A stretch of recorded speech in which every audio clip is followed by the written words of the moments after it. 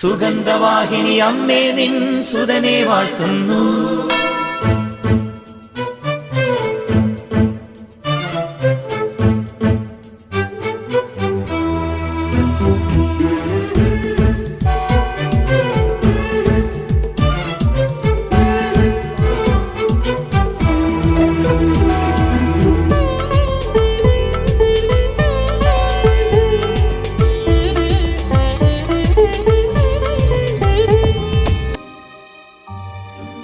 സ്നേഹമുള്ള സഹോദരങ്ങളെ, പ്രഭാതവന്ദനം.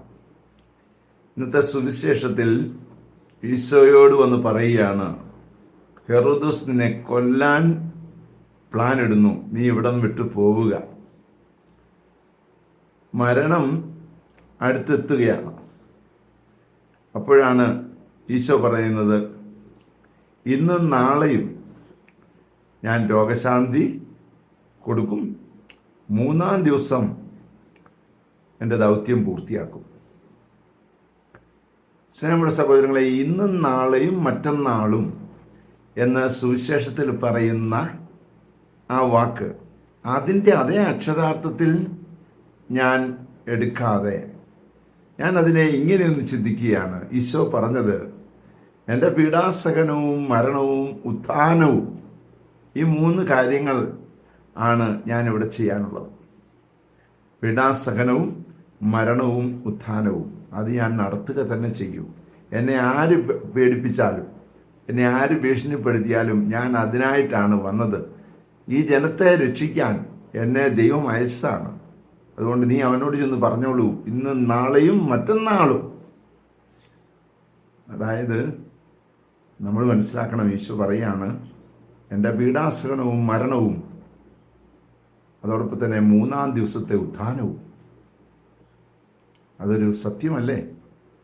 അത് മനസ്സിലാക്കി ഈ വചനത്തിൻ്റെ അക്ഷരാർത്ഥത്തിൽ നിന്ന് ജീവാംശം സ്വീകരിച്ചെടുത്തുകൊണ്ട് മുന്നോട്ട് പോകാനുള്ള കൃപ നമുക്ക് ലഭിക്കട്ടെ. അതിനായി പ്രാർത്ഥിക്കുന്നു. പരിശുദ്ധി അമ്മേ സഹായിക്കണേ. വിശുദ്ധ യോസേപ്പ് പിതാവേ ഞങ്ങൾക്ക് വേണ്ടി പ്രാർത്ഥിക്കണേ. പരിശുദ്ധാത്മാവേ എഴുന്നള്ളി വരണേ. പരിശുദ്ധ പരമ ദീപികാരണത്തിന് എന്നേരവും ആരാധനയും സ്തുതിയും പുകഴ്ചയും ഉണ്ടായിരിക്കട്ടെ. ആമേൻ. നമ്മുടെ കർത്താവായ യേശുക്രിസ്തുവിന്റെ കൃപയും പിതാവായ ദൈവത്തിന്റെ സ്നേഹവും പരിശുദ്ധാത്മാവിന്റെ സംസർഗവും സഹവാസവും സ്നേഹവും ശക്തിയും കൃപയും എല്ലാ അനുഗ്രഹങ്ങളും സമൃദ്ധമായി നിങ്ങൾ ഏവരോടും കൂടെ ഉണ്ടായിരിക്കട്ടെ, ഇപ്പോഴും എപ്പോഴും എന്നേക്കും. ആമേൻ. സുഗന്ധവാഹിനി അമ്മേ നിൻ സുതനെ വാഴ്ത്തുന്നു.